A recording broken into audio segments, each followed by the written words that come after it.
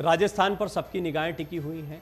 Ashok Gehlot pilot अब साथ साथ में आ गए हैं। कांग्रेस ने ये दावा किया है और दोनों साथ में मिलकर चुनावी मैदान में उतरने जा रहे हैं। लेकिन एक बहुत दिलचस्प पहलू मैं आपको इस रिपोर्ट में बताने जा रहा हूं और वो है राजस्थान की सियासत का बदलाव। राजस्थान में 2018 के विधानसभा चुनाव के बाद से ही अब तक राजनीति में काफ़ी उठापटक देखने को मिली है। चाहे वो कांग्रेस हो या भाजपा, दोनों पार्टियों में इस बार अस्तित्व की लड़ाई भी लड़ी जा रही है।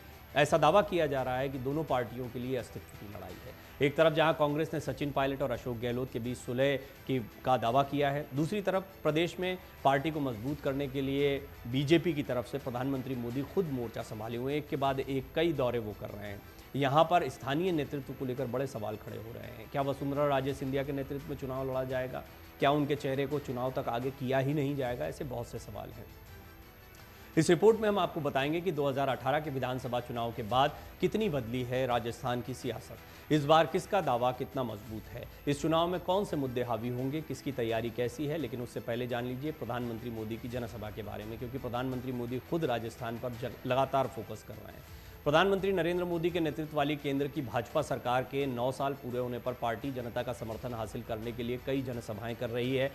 भाजपा जहां प्रधानमंत्री के दौरे के साथ अपनी चुनावी तैयारियों को परखेगी, वहीं बीते दिन कांग्रेस नेता सचिन पायलट और मुख्यमंत्री अशोक गहलोत के बीच जारी विवाद को खत्म करने का बड़ा दावा केंद्रीय नेतृत्व ने किया।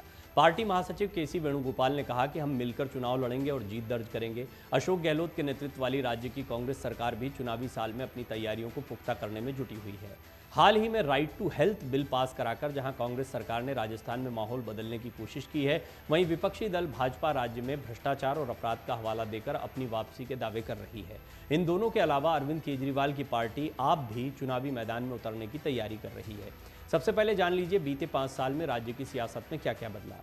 चुनाव नतीजों के बाद कांग्रेस के सामने मुख्यमंत्री का सवाल खड़ा हो गया। इसके लिए तत्कालीन कांग्रेस अध्यक्ष राहुल गांधी, सोनिया गांधी और प्रियंका गांधी वाड्रा समेत पार्टी के शीर्ष नेताओं के बीच गहन चर्चा हुई। इसके बाद अशोक गहलोत के हाथों में राज्य की सत्ता सौंपने का फैसला हुआ। इसी दौरान राहुल गांधी ने मुख्यमंत्री पद के दावेदार दोनों नेताओं को खुद साथ में लिया, एक तस्वीर ट्वीट की। इस फोटो को उन्होंने कैप्शन दिया, united colours of Rajasthan. BSP और निर्दलीय विधायकों ने सरकार बनाने के लिए अपना समर्थन सौंप दिया, जिसके मुख्यमंत्री अशोक गहलोत बने। चुनाव के बाद सभी बसपा विधायक कांग्रेस में शामिल हो गए। राज्य में चुनाव के बाद कभी भी सियासी हलचलें नहीं थमी। सितंबर 2019 में एक बड़ा सियासी घटनाक्रम घटा जब बहुजन समाज पार्टी के सभी 6 विधायक सत्तारूढ़ कांग्रेस में शामिल हो गए थे। कई दिनों तक मुख्यमंत्री अशोक गहलोत के संपर्क में रहे बसपा विधायकों ने अपने विधायक दल के कांग्रेस में विलय की सूचना देने वाला एक पत्र विधानसभा अध्यक्ष सीपी जोशी को सौंपा था।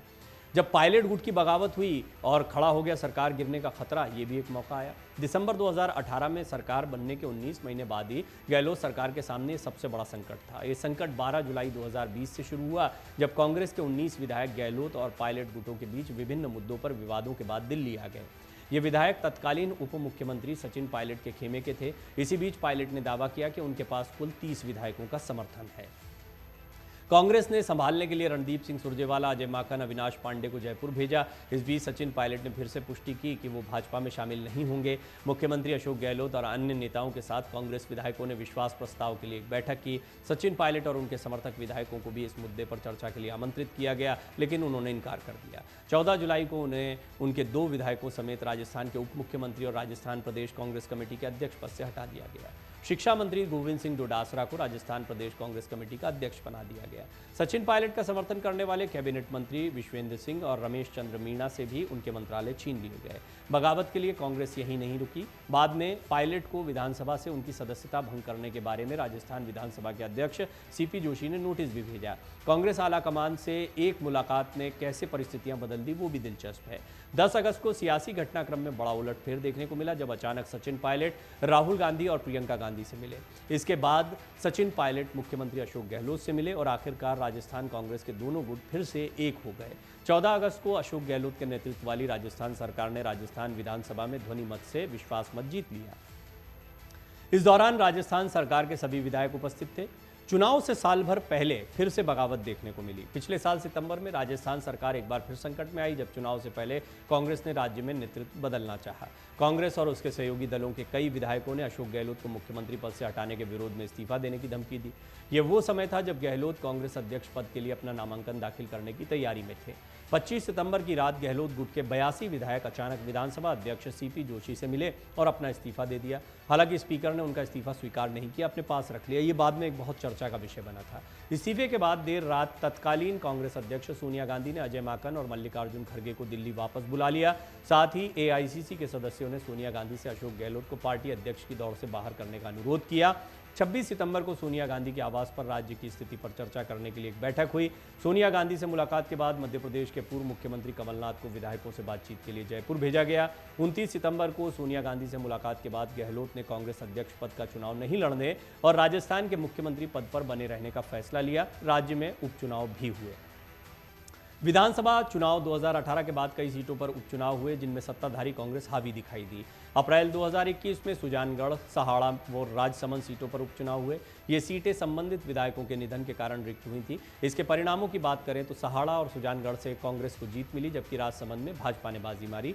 नवंबर 2021 में वल्लभनगर और धरियावद सीट पर चुनाव कराए गए। इन दोनों सीटों पर कांग्रेस ने जीत का परचम लहराया। ये सीटें संबंधित विधायकों के निधन के कारण खाली हुई थी। पिछले साल दिसंबर में सरदार शहर विधानसभा सीट पर उपचुनाव हुआ। इसमें कांग्रेस ने जीत दर्ज की। ये सीट विधायक भंवरलाल शर्मा के निधन के कारण रिक्त हुई थी। अब क्या स्थिति है विधानसभा की?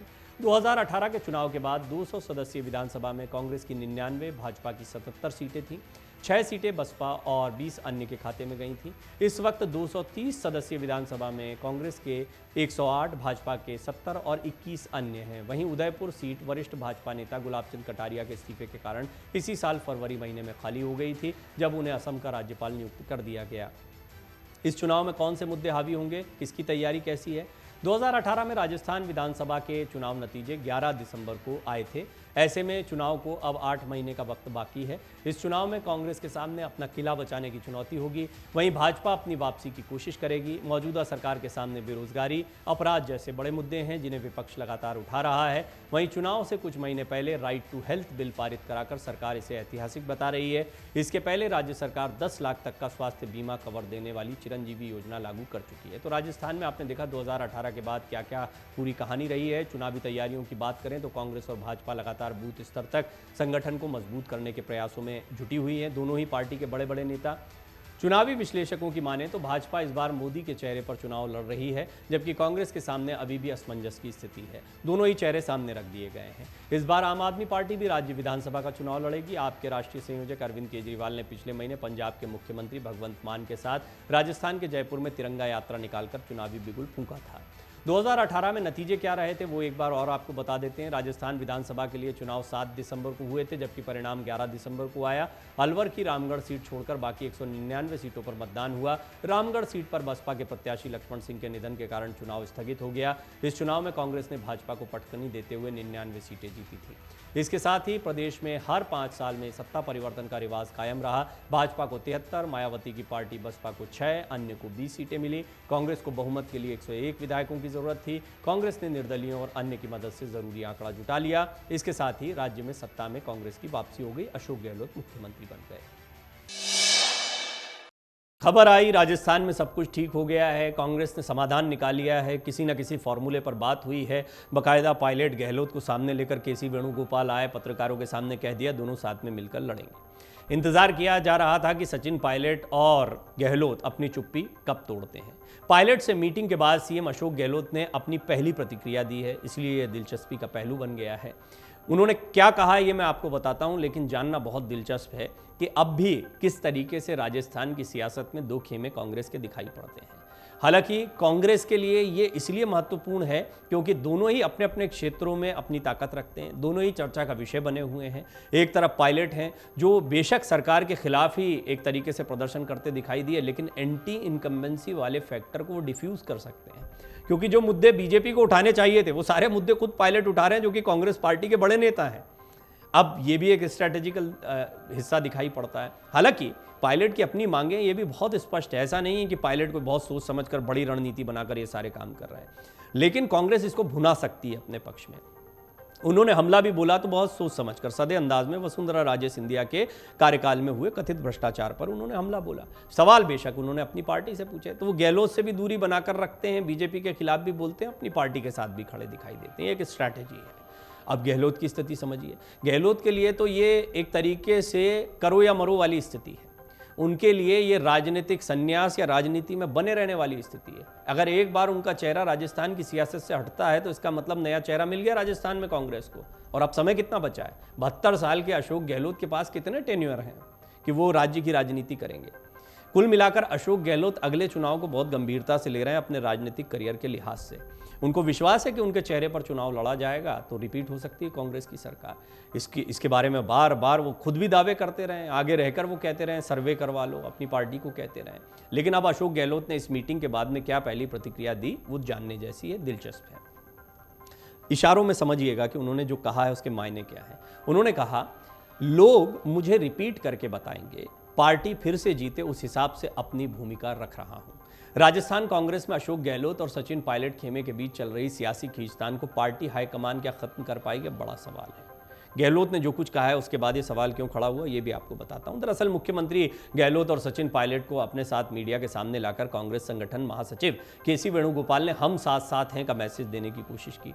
लेकिन गहलोत और पायलट के बीच की असली लड़ाई सीएम कुर्सी की है, जो शायद चुनाव से पहले फिर सुर्खियों में आ सकती है। ऐसा अंदेशा इसलिए जताया जा रहा है क्योंकि मीटिंग के बाद गहलोत और पायलट मीडिया के सामने दोनों साथ में जरूर आए और दिखाई भी दिए साथ में, लेकिन दोनों नेताओं में से किसी ने किसी की तरफ देखा तक नहीं या बयान तक नहीं दिया, दोनों चुप रहे, मौन साधे रखा। वहीं उस बैठक के बाद सीएम गहलोत मीडिया से मुखातिब हुए। गहलोत ने मीडिया से रूबरू होकर फिर बड़ा सियासी संदेश दे दिया। हम आपको बताते हैं उन्होंने क्या कहा।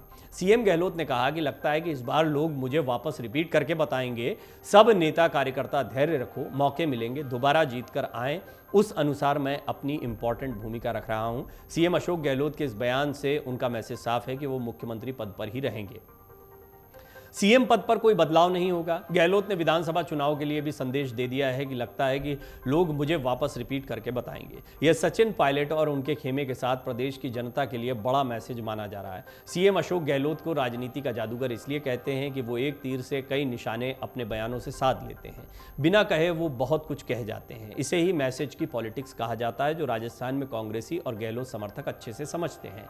गहलोत ने कहा, मुझे विश्वास है हाईकमान के साथ बैठना, बात करना और उसके बाद में सहयोग क्यों नहीं करेंगे। हम लोगों को विश्वास करके चलना चाहिए, विश्वास देकर ही विश्वास जीता जाता है। देखते हैं कि ये विश्वास दिया गया है, हाईकमान ने विश्वास हम पर किया है, हम आगे करेंगे। अब सब मिलकर चलेंगे तो सरकार हमारी आएगी। पार्टी में अगर हम आज तक वफादारी कर रहे हैं, आगे भी करेंगे। तो सोनिया गांधी ने एक बार एआईसीसी अधिवेशन में कहा था कि जो धैर्य रखता है उसे कभी ना कभी चांस मिलते ही रहता है।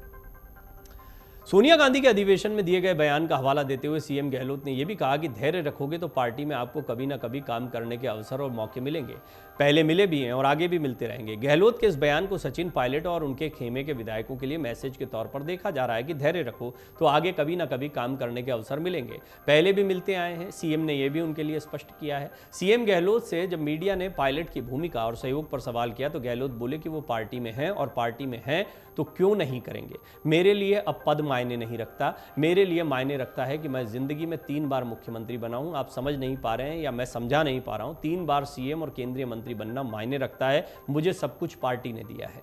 गहलोत ने कहा कि सोनिया जी और राहुल जी ने मुझ पर विश्वास किया है और प्रियंका जी का भी योगदान था। मुझे काम करने के इतने चांस दिए जो आज मेरी ड्यूटी बनती है कि मैं वो काम करूं जो हाईकमान चाहता है, किसी प्रकार हम जीत कर आएँ, इसके अनुसार मैं अपनी इंपॉर्टेंट भूमिका रखूं, वो मैं रख रहा हूं। और जो मुझसे हो सकता है 5 साल के अंदर गवर्नेंस देने में, योजना बनाने में, उसमें मैंने कमी नहीं रखी है। राजस्थान पूरा प्रदेश जानता है, अब चाहे मोदी जी आओ चाहे अमित शाह जी आओ, मेरा दावा है कि जनता सच्चाई समझ जाएगी कि काम किसने किया है। वो यानी मोदी शाह राष्ट्रीय राजनीति की बात करने लग जाते हैं, उनका एजेंडा दूसरा है, मेरा एजेंडा है सिर्फ राजस्थान की सेवा करना, राजस्थान में योजनाएं लागू करना, जो मैंने बजट में घोषणाएं की हैं वो इंप्लीमेंट हो, ये मेरा एजेंडा है। किस प्रकार चहुमुखी विकास हो, सिंचाई, किसानों की समस्याएं, युवाओं, मजदूरों, एससी एसटी, माइनॉरिटी, ओबीसी के मुद्दे हों, मैं सबको कैसे निपटाऊं, उसमें मैं लगा हुआ हूं। इस बयान से गहलोत ने पायलट की भूमिका पर तो कुछ नहीं कहा, लेकिन खुद की भूमिका स्पष्ट रख दी है कि मैं इंपॉर्टेंट भूमिका रख रहा हूं।